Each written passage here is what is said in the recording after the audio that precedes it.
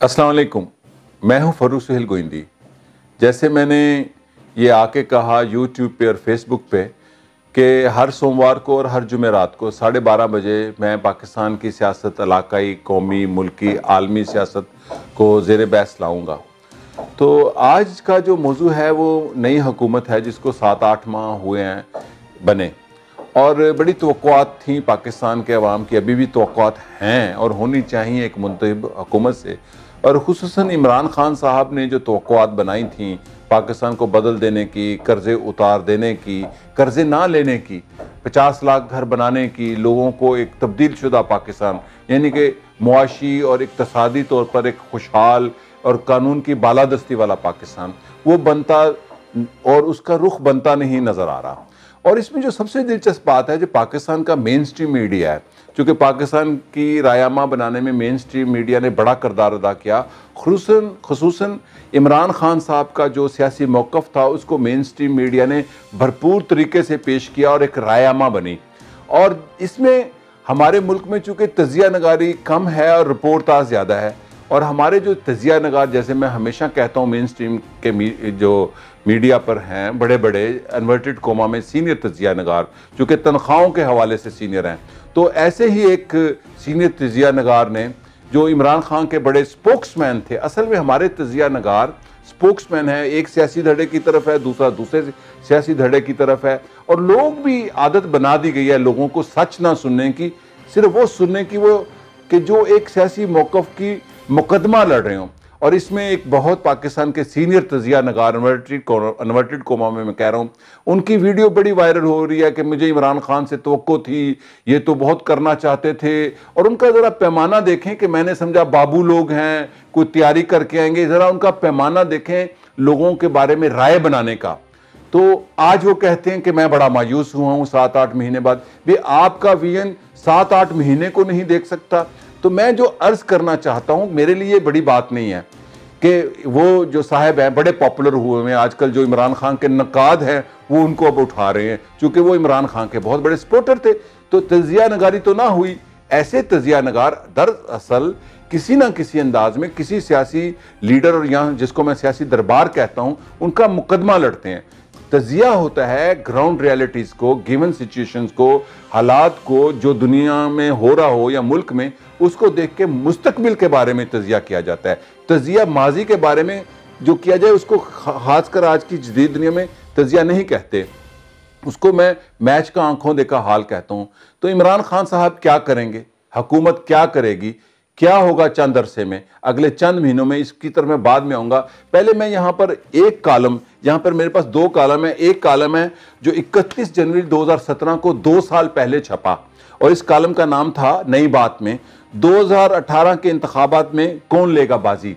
इसमें मैंने दीगर मामलात के अलावा जो लिखा, इसमें ये 2 लाइनें बड़ी दिलचस्प हैं। एक लाइन ये है जो मैं पढ़ के सुनाना चाहता हूँ कि आइंदा इंतखाबात में वो, यानी कि आसिफ अली जरदारी सिंध में 2013 से बेहतर नताइज हासिल करने में कामयाब होंगे।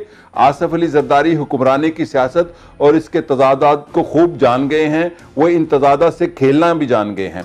फिर मैंने आगे जाके इसमें लिखा है कि वो सबसे ज़्यादा बेनिफिशरी आसिफ अली जरदारी होंगे इन इंतखाबात के, जो 2018 में होंगे। ये 2 साल पहले लिखा था, और लोग एक मरतबा फिर वर्ता हैरत में रह जाएंगे कि ऐसा भी हो सकता है। और कंक्लूजन मैंने किया था इस कॉलम का, हाँ, चौधरी बरादरान अपने हिस्से के केक का इंतज़ार कर रहे हैं, जो अगर इंतखाबात से पहले ना कटा तो इंतखाबी नताइज के बाद ज़रूर कटेगा, और ये केक चौधरी बरादरान रोड, चौधरी ज़हूरुल्लाह रोड, लाहौर पर चौधरी बरादरान को बड़े एतमाद के साथ पहुँचा दिया जाएगा। अब आपने देखा 2018 के बाद परवेज़ इलाही साहब पंजाब के स्पीकर हैं, यानी कि पंजाब में एक डिफेक्टो चीफ मिनिस्टर भी हैं जो कि चौधरी परवेज़ इलाही हैं। तो अब होगा क्या, जो मैं बात आपसे करना चाहता था, तजिया क्या है। देखिए, मैं तजिया कर रहा हूँ, ये मेरी राय नहीं है, ना ख्वाहिश है, राय भी बाइस्ड होती है। तजिया ये है जो गिवन सिचुएशन में, यहाँ पर कोई इंकलाबी इस्टेब्लिशमेंट नहीं है और कोई इंकलाबी सियासी जमात नहीं है, ये सब सिस्टम का हिस्सा है। होगा क्या, मैं आपको एक लफ्ज़ में या एक जुमले में बात ख़त्म करना चाहता हूँ। जल्दी आप देखेंगे कि आसिफ अली जरदारी की पाकिस्तान पीपल्स पार्टी की ज़रूरत पड़ेगी इमरान खान को, और फिर ये लोग कहेंगे ताज़ा खबर आई है, आसिफ हमारा भाई है और वो सिंध में, वफाक में, चारों सूबों में इमरान खान की तब्दीली की सियासी जमात का सपोर्टर बनकर आएगी और इस सियासी निज़ाम को, जिसको जमहूरियत कहा जाता है, जो तब्दीली का नारा लगाते हैं, वो उनके सपोर्टर बनेंगे। ये होगा, आप देखिएगा। ये मैं किसी गैब का इल्म में मैं तो जानता नहीं हूं, मैं तो मौजूद का इल्म भी जान जाऊं तो बड़ी बात है। ये क्यों होगा? इसलिए मैं हमेशा कहता आया हूं कि करप्शन से बड़ी करप्शन, ये जो हम माली करप्शन कहते हैं, इनकॉम्पिटेंसी है। तो जो इनकॉम्पिटेंसी दिखाई है, तैयारी की है या नहीं की वजीर खजाना ने या वजीर आजम ने, वो अब सहारा लेगी ऐसी सियासी बैसाखियों का जो सियासी जमातों में होगा और नई पैट्रियाट भी बन सकती है मुस्लिम लीग नून से। ये भी बड़ी अहम बात है। और 18वीं तरमीम भी वापस हो सकती है। उसकी वजह मैं किसी अगले तजिए में करूँगा, लेकिन मैं यहाँ एक हमदर्दी इमरान खान से करता चलूँ कि इमरान खान साहब जल्द ही महबूस वज़ीर आज़म बन चुके हैं। उनके वज़रा के पास पावर ज़्यादा है और उनके पास पावर कम है। उनको वो हालात नहीं बताए शायद जा रहे जो मुल्क में बर्पा हो रहे हैं, वो सूबे में हों या पूरे वफाक में हों।